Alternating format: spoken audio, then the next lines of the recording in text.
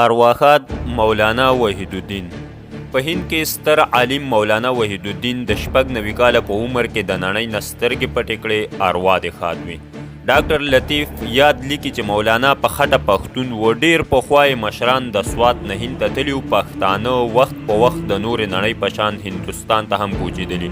د هندوستان په ډېرو ښارونو کې تر کشمیر پراته دي. پخوا چې به څوک هند ته لاړل نو د تګ راتګ او مواصلاتو کمې اړیکې نه وې. بس چې په هند کې به یې ژوند لږ ښه شو، وطن به ترې پوخ پاتې شو او د همهغه ځای به شو. څه وخت پس د ډېرو نه پکې پښتو هم هیره شوه او بچو ته به یې تش دومره یاد و چې زموږ مشران پښتانه وو. پښتنو وخت په وخت په هند کې ځای په ځای ریاستونه او د غلجیانو، لودیانو او سوریانو په وخت کې په ټول هندوستان په سوونه کاله باچایي هم کړې. خو دغه پاچاهانو خپلې ژبې پښتو ته هیڅ کم کار نه دی کړی، بلکې د هند د ټولنې یو برخه به و. شیرشاه سوري د پښتنو په اړه ډېر ارمانونه لرل، خو یو وخت د جنگ په وخت کې ناڅاپه په بارودو کې وسو او مړ شو او د پښتنو د پرمختګ ارمانونه یې ګور ته یوړل، ځکه چې په اولاده کې بیا کم د کار سړی نه و. پښتانه په لوی کچ د پښتون پاچا بلو لودي په وخت یعنې 1480 عیسوي کې هند ته تللي وو. چې کله بلول لودي د یو لیک په ذریعه د خپل سیاسي ملاتړ لپاره پښتني قبیلې هند ته غوښتې وې او پښتنو هند ته مخه کړې وه، خو د بده مرغه د هندوستان د ډېرو پښتنو په شان د مولانا وحید الدین نه هم پښتو هیره وه. چې څوک پښتون به ورسره مخ شو نو دومره به یې ویل چې آو زموږ مشران هم پښتانه وو، د سوات نه راغلي وو. په هندوستان کې په اوس وخت کې هم څه 13 لکه پښتانه میشت دي، خو تش 22,000 پکې پښتو ویلی شي. مولانا وحید الدین په کال 1915 کې د هند په اتر پردیش اعظم ګړه سیمه کې پیدا شوی و. دیني زده کړې په هند کې ترسره کړې وې. په 5 ژبو اردو، هندي، انګریزي، عربي او فارسي یې پوهه لرله او لیک وینا به یې هم پکې کوله. مولانا وحید الدین څه 200 پورې کتابونه په مختلفو دیني موضوعاتو لیکلي وو چې دغه کتابونه یې تل پاتې کیدونکی میراث دی. مولانا وحید الدین په نن وخت کې د اسلام ډېر روښانه او ارزښتناک اړخ په کوټلي علمي دلایلو ولاړ سنجولو د مذهبي توندره و فکر سخت خلاف و.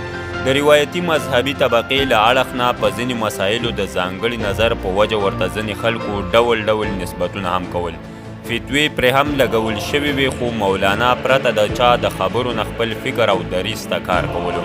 مولانا وحید الدین د اسلام د نظریاتي غلبې قایل و او دا به یې ویل چې د اسلام موخه د څوکۍ او اقتدار نیول نه بلکې د یو صالح ټولنې تخلیق دی.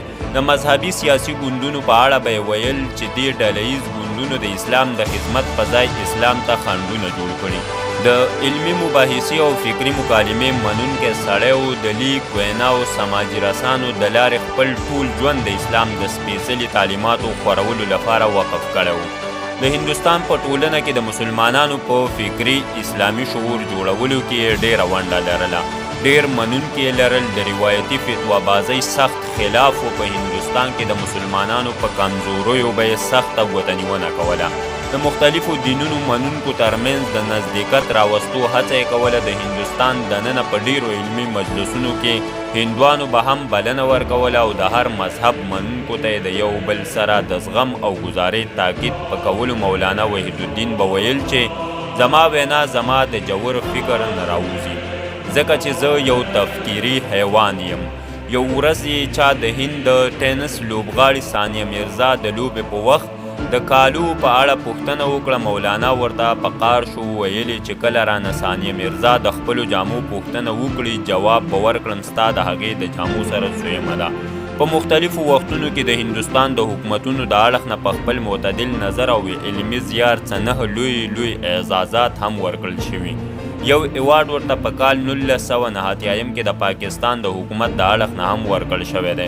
د ځینې کتابونو پښتو ژباړه یې هم شوې چې پکې یو د اردو کتاب دین کې سیاسي تعبیر پښتو ته ژباړه د کونړ د سیمې تکړه لیکوالانو ادریس مامونزي او د څه لیکنو شفیع الله تانت هم کړی شاید چې دا پښتو ته د مولانا د کتاب لومړی ژباړه وي داسې د معتدل علمي فکر علمي څښتن خلک په مسلمانانو کې په نن وخت کې ډیر اړین دي داسې خلک د وخت ضرورت دی چې د مسلمانانو په مذهبي فکري اړخ سمه لارښوونه وکړي د مولانا وحید الدین ځینې کتابونه چې په دې کې یو کتاب الاسلامیت حادي د قطر، مصر، سودان او تیونس په پوهنتونونو کې هم لوستل کیږي د کتابونو ځینې نمونې تذکیر القرآن، الله اکبر، الاسلام، الربانیه، حقیقت حج یعنی اردو اور عربی، پیغمبر انقلاب، راز حیات، مذهب اور سائنس، مذهب اور جدید چیلنج، بند پاک ڈائری اسلام دور جدید کا خالق،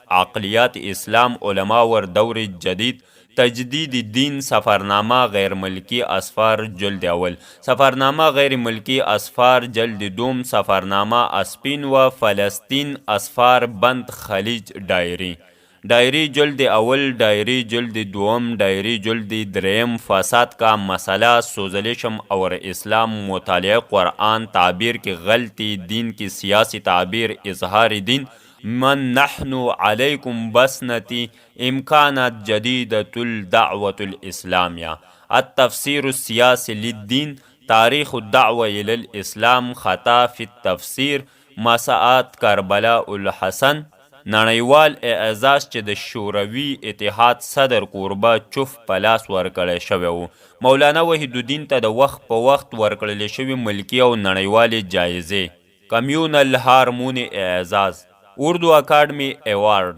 قومی اتحاد اعزاز، دہلی اعزاز، ارونا اسف علی بائی چارگی اعزاز، قومی شہری اعزاز، سیرت بین الاقوامی اعزاز، 12 مئی 1989 کې حکومت پاکستان د مولانا کتاب پیغمبر انقلاب یعنی انګریزی باندې لومبی نړیوال انعام ورکړی و. لیک مولانا خانزیب، تربیه ښې چارې روح یې ښاد، جنتونه یې ځای.